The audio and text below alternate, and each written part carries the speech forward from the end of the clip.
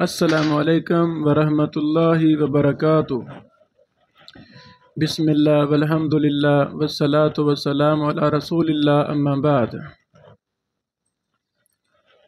آسان درس صحیح بخاری میں آج ہم حدیث نمبر 1904 پڑھیں گے۔ اللہ اکبر۔ اس حدیث پر امام بخاری رحمہ اللہ نے یہ باب قائم کیا ہے، باب هل یقول انی صائم اذا شتم۔ کوئی روزہ دار کو اگر گالی دے تو اسے یہ کہنا چاہیے کہ میں روزہ سے ہوں۔ کیا وہ یہ کہہ سکتا ہے کہ میں جی روزہ سے ہوں؟ یہاں دو باتیں ہیں۔ پہلی بات، گالی دینا مطلق حرام ہے۔ شیطان سے بدترین کون ہے؟ شیطان کو بھی گالی دینا منع ہے، کتے کو بھی گالی دینا منع ہے، دشمن کو بھی۔ اللہ اکبر، اللہ اکبر۔ گالی نہیں دینی چاہیے۔ بعض ہمیں عادتیں بن گئی ہیں، بری عادتیں، ان میں سے گالی بھی ایک بری عادت ہے، یہ ہمیں چھوڑنی چاہیے۔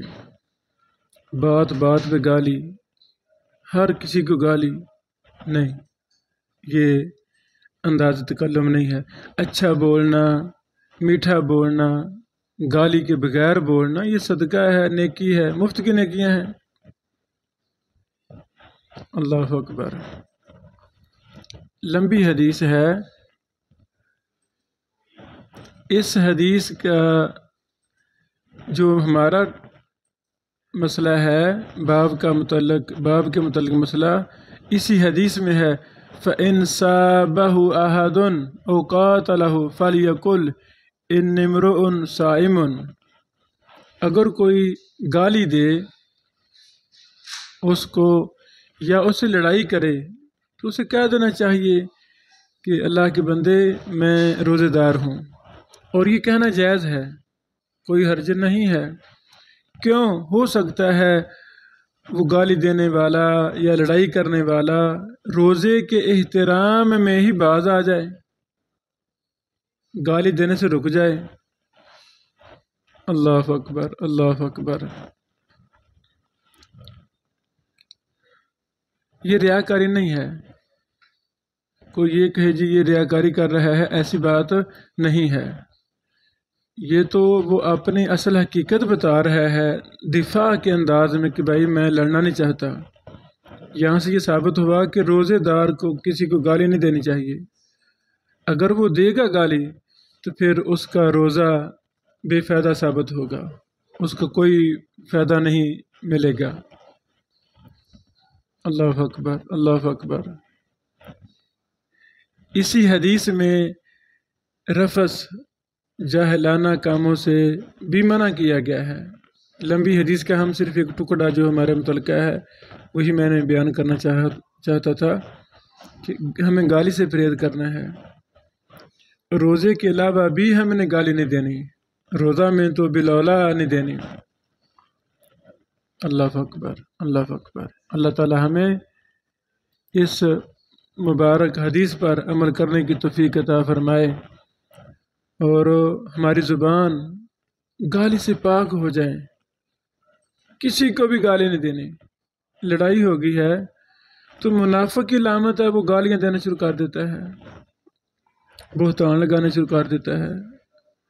ہمارے معاشرے میں زبان کی اگر حفاظت شروع ہو جائے، اللہ کی قسم 80% جرائم ہمارے ختم ہو جائیں، پیار محبت پھیل جائے ہر طرف۔ جتنا کچھ بھی ہم دیکھ رہے ہیں ہمارے معاشرے میں، جو کچھ بھی ہو رہا ہے، چھوٹی لڑائی سے لے کر طلاق تک، طلاق سے لے کر مار پٹائی تک، قتل و غارت تک، اللہ اکبر، یہ آ جا کے اکثر یہ زبان کا ہی جرم ہوتا ہے کہ جی زبان سے کام شروع ہوا۔ ہم سب کو اپنی زبان پہ کنٹرول کرنا چاہیے۔ فتنوں کا دور ہے، فتنوں کے دور میں تو حکم ہے کہ اپنی زبان کو کنٹرول کریں، مزید کنٹرول کریں۔ جب بھی ہم بولیں 1000 دفعہ سوچ کر پھر بولیں، کو لکھیں، 1000 دفعہ سوچ کر پھر لکھیں، تاکہ ہماری زبان سے، ہمارے قلم سے فتنہ نہ اٹھے۔ تو جس انسان کی سوچ فتنہ پرور ہوتی ہے وہ آج بھی ضائع ہے، کل بھی ضائع ہے، اس سے خیر نہیں پھوٹے گی۔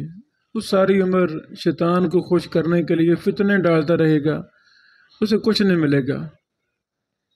وہ ایک فتنہ ڈالے گا تو چند دن بعد پھر اس کا شیطان اس کو ابھارے گا، جی نیا فتنہ ڈالو، پھر اور فتنہ ڈالے گا، یعنی وہ تلاش میں رہتا ہے کہ اب کیا فتنہ ڈالوں۔ تو ایسا شخص بے برکتہ شخص ہے، یہ دنیا میں بھی رسوا ہے اور قیامت کو بھی رسوا ہو جائے گا۔ اللہ تعالی ہمیں فتنوں سے محفوظ فرمائے۔ لان کامیاب ہوتا تو اللہ کی قسم ایک ہی نبی اور رسول ہوتا تھا، باقی سارے دشمن ہوتے تھے، فتنہ پروری ہوتے تھے، گالیاں دینے والے ہوتے تھے۔ کہاں گئے ہیں؟ انبیاء اور رسل ہی کامیاب ہوئے ہیں، صحابہ کے خلاف کہاں گئے؟ بکواس کرنے والے۔ الحمدللہ صحابہ ہی کامیاب ہوئے، اہل اللہ، ائمہ، محدثین، اولیاء، نیک لوگ، مومن لوگ، ان کے خلاف مہمیں چلی۔ کہاں گئے مہمیں چلانے والے؟ قسم ان کو کوئی بھی نہیں جانتا۔ تو ہمیں بھی اپنی زبان پہ کنٹرول کرنا ہے۔ زبان پہ کنٹرول یہ جنت کی ضمانت ہے۔ یہ کام آسان ہے، لیکن ہم جس معاشرے میں، جس محلے میں رہ رہے ہیں، جس ماحول میں، وہ ہمیں زبان کا کنٹرول ہمارا سب کو ملتا نہیں کہیں سے، کوئی سمجھانے والا نہیں ہے۔ اللہ تعالی ہمیں عمل کی توفیق عطا فرمائے اور روزے کی قدر کرنے کی توفیق عطا فرمائے۔ روزے کی قدر میں یہ بات شامل ہے کہ انسان کی زبان سے ذکر و اذکار نکلے، اللہ کی توحید نکلے، ذکر نکلے، قرآن کریم کی